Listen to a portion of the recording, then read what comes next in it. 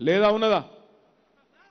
సరే ఒక్క మాట మీకు చెప్పాలా, జర రాగురా భయ్, నీ దండం పెడతా, జర రాగు, నీకు దండం పెడతావు. నేను ఈడ మొత్తుకొని వాడ మొత్తుకుంటే ఎవరికి అర్థమవుతుంది? నువ్వు ఇంకొక మాట మీరు ఒక్క మాట దయచేసి ఆలోచన చేయండి. మొన్న ఇడికి వచ్చిండు వెంగళరావు నగర్ డివిజన్ వచ్చి ఎన్టీ రామారావు గారి గురించి మాట్లాడిండు, పెద్ద పెద్ద మాటలు మాట్లాడిండు. ఎన్టీ రామారావు గారి మీద ఎన్నడూ లేనంత వగల ప్రేమ కురిపించిండు. ఎన్టీ రామారావు గారంటే మనందరికీ అభిమానమే.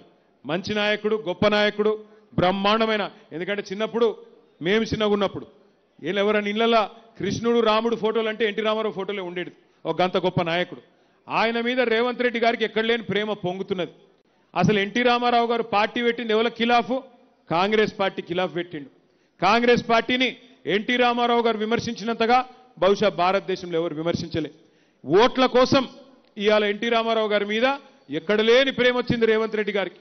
పెద్ద పెద్ద మాటలు చెప్తున్నాడు. నేను రేవంత్ రెడ్డిని ఒక్కటే అడుగుతున్నా, నీకు నిజంగా ఎన్టీ రామారావు గారి మీద ప్రేమ ఉందా? ఓట్ల కోసం తప్ప 2 ఏళ్ళు ఎన్టీ రామారావు ఎందుకో యాదికి రాలేదు.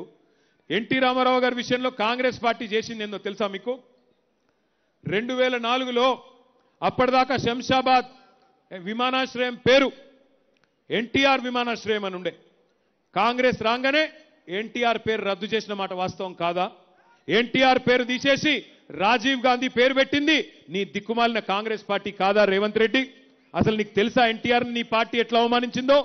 83లో ఎన్టీ రామారావు గారు పెద్ద మెజారిటీతో గెలిస్తే ఆయనను ఆనాడు ఇందిరాగాంధీ ప్రభుత్వం గవర్నర్ అడ్డం పెట్టుకొని అప్రజాస్వామికంగా తొలగించింది నీ దిక్కుమాలిన కాంగ్రెస్ పార్టీ కాదా?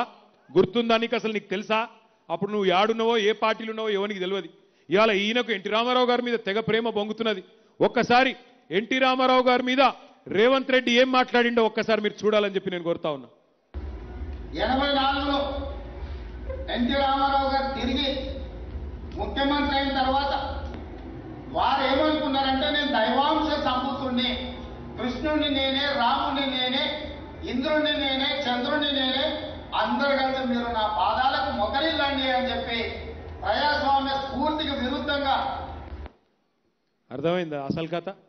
ఎన్టీ రామారావుకు అహంకారము, దేవుణ్ణి అనుకున్నాడు అని ఆ రోజు మాట్లాడిన కాంగ్రెస్ ముఖ్యమంత్రి ఇవాళ ఓట్లు రాగానే ఓట్ల కోసం నేను ఎన్టీఆర్ గారి విగ్రహం పెడతా అంటుండు. నువ్వేందయ్యా పెట్టేది ఎన్టీ రామారావు గారి విగ్రహము? మేము పెట్టినాం ఎన్టీ రామారావు గారి విగ్రహాలు. ఎన్ని పెట్టినామో ఒక్కసారి చూపెడతా నేను మీకు. ఖమ్మం జిల్లాలో ఖమ్మం పట్టణంలో బ్రహ్మాండంగా 70 అడుగుల లక్కారం పార్క్ దగ్గర 70 అడుగుల విగ్రహాన్ని పెట్టింది బీఆర్ఎస్ ప్రభుత్వం, బీఆర్ఎస్ నాయకత్వం. కూకట్పల్లిలో ఒకటే రోజు 3 చోట్ల ఎన్టీఆర్ గారి విగ్రహం పెట్టింది మేము. మాగంటి గోపీనాథ్ గారు మోతీనగర్ చౌరస్తాలో ఎన్టీ రామారావు గారి విగ్రహం పెట్టిన ఫోటో మీరు చూడొచ్చు. ఎన్టీఆర్ గారి విగ్రహం విషయంలో కూడా నేను ఒకటే చెప్తా ఉన్నా, ఇట్లాంటి దిక్కుమాలిన కాంగ్రెస్ పార్టీ, ఏ కాంగ్రెస్ పార్టీకి వ్యతిరేకంగానైతే ఎన్టీఆర్ గారు పార్టీ పెట్టినారో ఆ పార్టీ కనుక ఎన్టీ రామారావు గారి విగ్రహం పెడితే ఎన్టీఆర్ గారి ఆత్మ కూడా ఘోషిస్తుంది. అవసరమైతే మీరు మాగంటి సునీతమ్మను గెలిపించండి, సునీతమ్మను దేదీప్యమ్మను ఇచ్చి వాళ్ళిద్దరి చేతుల మీదుగా మా పార్టీ ఆధ్వర్యంలో ఎన్టీ రామారావు గారి కాంస్య విగ్రహాన్ని పెట్టించే బాధ్యత నేను తీసుకుంటా అని చెప్పి నేను మీకు విజ్ఞప్తి చేస్తా ఉన్నా. ఇట్లాంటి దుర్మార్గులు ఓట్ల కోసం డైలాగులు కొట్టేటోళ్లను దయచేసి నమ్మవద్దని చెప్పి నేను కోరుతా ఉన్నా. ఇంకొక మాట కూడా నేను మిమ్మల్ని ఆలోచించమని కోరుతా ఉన్నా. మీరు న్యాయ నిర్ణేతలు. 10 ఏళ్ల కేసీఆర్ గారి ప్రభుత్వ పరిపాలన మీ కండ్ల ముందే ఉన్నది. 2 ఏళ్ల ఈ దుర్మార్గ పాలన మీ కండ్ల ముందే ఉన్నది. మీరు ఆలోచించండి. ఇవాళ ఎందుకు వేయాలి కాంగ్రెస్కు ఓటు? అవ్వలు తాతలు 4000 పెన్షన్ ఇయ్యనందుకు ఓటేయన్నా? ఆడబిడ్డలకు 2,500 ఇయ్యనందుకు ఓటేయన్నా? తులం బంగారం అని చెప్పి మోసం చేసినందుకు ఓటేయన్నా? లేదా ఆడపిల్లలకు స్కూటీలు ఇస్తా కాలేజీకి పోయేటోళ్ళకని చెప్పి మోసం చేసినందుకు ఓటేయాలన్నా? పిల్లలకు యువతకు 2 లక్షల ఉద్యోగాలు ఇస్తా అని చెప్పి మొదటి సంవత్సరంలోనే ఇస్తా అని చెప్పి మోసం చేసినందుకు ఓటేయాలన్నా?